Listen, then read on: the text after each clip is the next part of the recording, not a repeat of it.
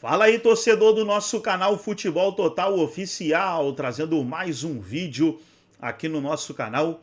E nesse vídeo para falar da partida de hoje entre Palmeiras e LDU. LDU e Palmeiras, partida que acontece no Equador, em Quito. E o Verdão vai em busca da vitória, porque o Palmeiras é forte, tem totais condições de vencer lá. E depois volta para decidir no Allianz Parque na semana que vem. E aí o Verdão vai estar diante da sua torcida. A torcida vai lotar o estádio, com certeza aí em busca da classificação para a grande final da Taça Libertadores da América. Que pode mudar de local, pessoal. Tá tendo uma guerra política lá no Peru, né? E aí pode ser que o local da partida mude de país. Vamos aguardar aí os próximos dias. Você que ainda não é inscrito no nosso canal, se inscreva, ativa o sininho das notificações. Tudo do Palmeiras você encontra aqui no nosso canal. Vamos aí para o vídeo e no final do vídeo eu volto aí com a provável escalação do Alviverde. Obrigado, Vinícius. Eu quero que o Elton fale sobre as possibilidades do Abel Ferreira nesse jogo, mas vamos dar uma olhada na escalação possível que o técnico português deve mandar a campo em Quito. Então, olha aí. Carlos Miguel, mais uma vez, como foi contra o Flamengo, o recém-chegado goleiro. O Kelvin de um lado, o Piquerez do outro. O Gomes, que é um zagueiraço, ao lado de quem? Bruno Fux ou Murilo? Tem a dúvida. Aníbal Moreno, Andréas Pereira, Maurício Felipe Anderson, que vem subindo de produção. Vitor Roque ao lado do seu companheiro Flaco Lopes. Esse deve ser o Palmeiras para enfrentar o forte time da LDU. E eu já te pergunto, quem você acha que será o zagueiro, Elton? E como você projeta este primeiro duelo para o Palmeiras? É jogo que o Palmeiras tem que pensar em vencer? Apesar da gente saber que a LDU é um time bastante consistente. O São Paulo e o Botafogo que o digam. Edu, eu acho que a escolha pelo zagueiro vai influenciar pouco no Palmeiras com a bola. Vai ajudar talvez no Palmeiras sem a bola, né? Principalmente na bola aérea defensiva. Eu acho que o Murilo pode ser titular ao lado do Gustavo Gomes. É uma dupla de zaga que se conhece muito bem. O Fux é um jogador que traz essa qualidade pelo lado esquerdo, mas imagino o Murilo como titular, mas de qualquer forma não muda muito, né? A formação tática do Palmeiras, que joga uma espécie de 4-1-3-2 a gente vê aí na escalação, né? Porque o Aníbal Moreno é o volante, mas o Andréas Pereira, ele funciona muitas vezes como o segundo homem do meio campo, mas joga um pouco mais por dentro, vem fazendo a função que fazia como titular o Rafael Veiga. E aí você tem dois caras de construção pelos lados do campo e a dupla Flaco Roque, né? Eu acho, Edu, que olhando para esse jogo, na altitude de Quito, sabendo que a questão física pesa bastante, da bola um pouco mais rápida, é um Palmeiras que vai priorizar um pouco mais essa construção. E é um time que amadureceu para jogar dessa forma. De reter a bola nos pés, o Andréas Pereira tem essa qualidade, o Felipe Anderson também. O Maurício, né, que não é aquele cara de velocidade, de atacar a profundidade o tempo inteiro, aquele ponta, né, aquele cara que faz dobra com o lateral, sabe também cadenciar o jogo, construir um pouco mais. E aí quem traz a velocidade é o Vitor Roque. Muitas vezes quem vai aparecer ali na frente é o Kelvin. O Piquerez é mais construtor, né, um lateral que, apesar de aparecer muito na linha de fundo, tem essa característica. E é um Palmeiras que vai enfrentar o LDU jogando em casa, provavelmente com 3 zagueiros. Que é um time que joga no 3-5-2, que vai baixar com linha de 5, vai tentar jogar nos contra-ataques, vai fazer essa bola longa para chegar no Ramires ou no Estrada. É um time que sabe jogar dessa forma, de uma maneira vertical. Apesar de... Vamos lembrar que é um técnico da LDU, né? Apesar de o Thiago Nunes também gostar desse jogo de construção, mas sabe que do outro lado tem um Palmeiras que você não pode ficar muito tempo com a bola, que é um time que gosta também de recuperar essa bola rapidamente, mesmo na altitude. É um jogo para vencer, Edu. E a gente tá vendo os números do Thiago Nunes desde que ele chegou à LDU, mais uma experiência internacional na América do Sul do técnico brasileiro. Eliminou o Botafogo e o São Paulo e no total 24 jogos com 13 vitórias. Perdeu apenas 5 partidas, dessas 5, apenas uma derrota em casa, né, trazendo o adicional a essa tela na temporada inteira, um aproveitamento de 62%, 62,5%, um time que tem uma média de 1,7 gol marcado na temporada e uma média menos de um gol sofrido, né? De um número que também é muito interessante a gente olhar justamente pela proposta, né, do time de jogar com 3 zagueiros. O Thiago Nunes enfrentou o Palmeiras poucas vezes, mas também só venceu uma vez. Vamos lembrar qual foi o jogo: Corinthians e Palmeiras no Campeonato Paulista, e ele sabe, né, que é um adversário muito complicado. O Abel Ferreira é um adversário complicado, mas a LDU também. Não é só altitude, é atitude. É um time que pode também trazer muitas dificuldades para o Palmeiras nesse jogo. Quito com mais informações. A Tati gostou tanto da altitude que ela resolveu ficar lá, cobriu o Galo, agora vai cobrir o Palmeiras. Tati, tudo bem? O Abel é diferente, né? Ele gosta de treinar na altitude, ao contrário dos outros treinadores que gostam de chegar já em cima do jogo, 2 horas antes. Oi, Isa, muito boa noite para você, a todos ligados aqui no Esporte Agora. Olha, antes da gente começar falando em relação a isso que você acabou de dizer aí sobre o treino, Abel, eu acho que aqui em Quito tem algo programado. Quando começa o Esporte Agora, começa a chuva. É uma coisa assim, mas hoje eu estou protegida aqui no hotel do Palmeiras, não está chovendo aqui em cima de mim, hoje a gente está um pouquinho mais tranquilo.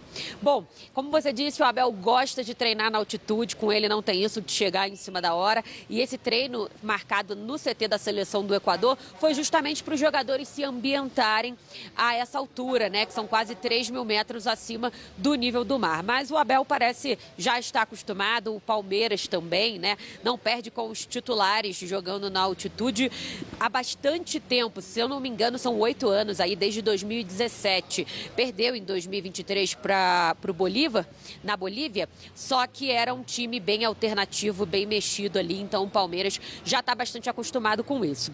Nós estamos esperando algumas informações em relação ao que rolou no treinamento, porque foi um treino fechado, mas temos ali algumas imagens, a gente conseguiu fazer aqui dos jogadores saindo do ônibus, entrando no hotel. A gente conseguiu ver ali o Veiga, o Giai, Carlos Miguel que vai ser muito exigido, né? Principalmente porque o Everton é o único desfalque recente dessa equipe do Palmeiras. O Everton está com uma fissura na mão direita, não tem previsão de retorno, então o Carlos Miguel se mantém ali na meta. Então, o Piquerez, eu já tenho a informação de que ele deu ali aquela entrevista para a TV do Palmeiras. Daqui a pouco o clube vai divulgar ali essa entrevista do Piquerez, então estou no aguardo para trazer mais informações em relação a time. Mas a gente tem prováveis escalações, né? Peço até para o pessoal colocar, me ajudar aí no campinho na tela.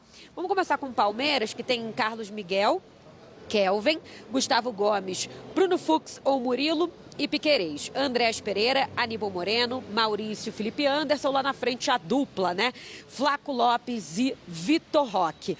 Já a LDU teria Domingues no gol, goleiro reserva, já que o titular está lesionado. Alala, Mina, Adé, Grueso, Cornédio, Villamil, Quinteiro, Quinhones, Ramírez e Estrada. Tem que tomar cuidado com Estrada, foi carrasco do São Paulo na última fase. Bom lembrar que a LDU eliminou equipes brasileiras nesta edição, né? O Botafogo e também o tricolor paulista São Paulo. Bom, essas são as prováveis escalações. Acho que a maior dúvida em relação ao time do Palmeiras está na zaga, Bruno Fux ou Murilo, principalmente depois da atuação do Bruno Fux na partida contra o Flamengo. O Abel não é muito de entrar nessa pilha de jornalista, de torcedor. Ele tem ali as suas convicções. Tem também ali uma ideia de que será que ele vai com 3 zagueiros e vai mudar tudo que a gente trouxe aqui numa provável escalação? Com o Abel Ferreira, tudo é possível, né? Esse Palmeiras que está há 25 jogos sem perder para times estrangeiros na Libertadores e vem de 5 vitórias consecutivas atuando como visitante. É um Palmeiras realmente impressionante em busca de uma vaga na final. Seria a 7ª na história do clube, Isa. Ô, Tati, tem muita gente lamentando a lesão do goleiro Gonzalo Valle da LDU, porque ele era titular, ia para a seleção equatoriana. Sim, os torcedores da LDU estão lamentando, principalmente porque ele era titular, né, como você disse, também teve presença na seleção equatoriana. O Domingues, né, que seria o substituto, né, o goleiro reserva, ele é bem experiente, tem 38 anos, tem fama de pegador de pênalti. Se a gente disser aqui que a gente acompanha o Domingues, a gente estaria mentindo. Mas pelo que a gente conversou aqui com os equatorianos, é um goleiro experiente, pode ser que surpreenda. Então é um duelo de 2 goleiros reservas, né? Tanto o Carlos Miguel como o Domingues no lado da LDU. Os torcedores estão confiantes por aqui, até trago esse bastidor aqui, que a gente vai conversando, né, com Uber, táxi, enfim, com o pessoal que a gente encontra, mas eles acreditam muito na força do técnico Abel Ferreira. Quando fala do Palmeiras, principalmente pelos últimos anos, os torcedores reconhecem bastante o trabalho do Abel, a força do Palmeiras na Libertadores, então eles estão receosos, eu diria assim, Isa. É bom ficar esperto, né? Semifinal de Libertadores contra o Abel é sempre difícil. Tati, boa cobertura por aí, bom trabalho. Eu vou pedir para São Pedro maneirar na chuva. Amanhã teremos jogo sem chuva, combinado? Combinado, amanhã a gente volta aqui já com as escalações oficiais, né, pelo horário. Aí a gente vai conseguir trocar uma ideia melhor sobre o que o Abel Ferreira tá pensando. E tomara que sem chuva, hein, Isa? Fechado, te espero. Um beijo. Ô, Léo, a Tati falou sobre a possibilidade dos 3 zagueiros. A última vez que o Abel jogou na altitude com o Palmeiras, ele foi com 3 zagueiros, mas na ocasião ele não tinha os 3 zagueiros à disposição. Então ele foi com o Murilo, Gomes e Piquerez. Dessa vez ele tem o Murilo e o Fux para colocar na linha de 3. O que você acha melhor para o Palmeiras amanhã? Bom, é uma tese do Abel, né? O Abel é um treinador... O Abel não é o melhor treinador do Brasil há 5, 6 anos. À toa. Ao acaso, né? À toa. Ele é um cara que se incomoda com as coisas. Então, quando começou a jogar na altitude do Palmeiras, ele se incomodou. Foi atrás, né? Pediu para a parte científica do Palmeiras explicações de como lidar com a altitude. Por isso, o Palmeiras faz um trabalho diferente dos outros clubes brasileiros, que é o de chegar antes para poder treinar. Ninguém usa isso de exemplo, Léo. Eu fico chocado. O Palmeiras foi lá 6 vezes na altitude, ganhou 5, perdeu 1. Dá certo, ganha todas as vezes que vai, nas últimas vezes, faz esse esquema e os outros clubes não tentam copiar o que é bom?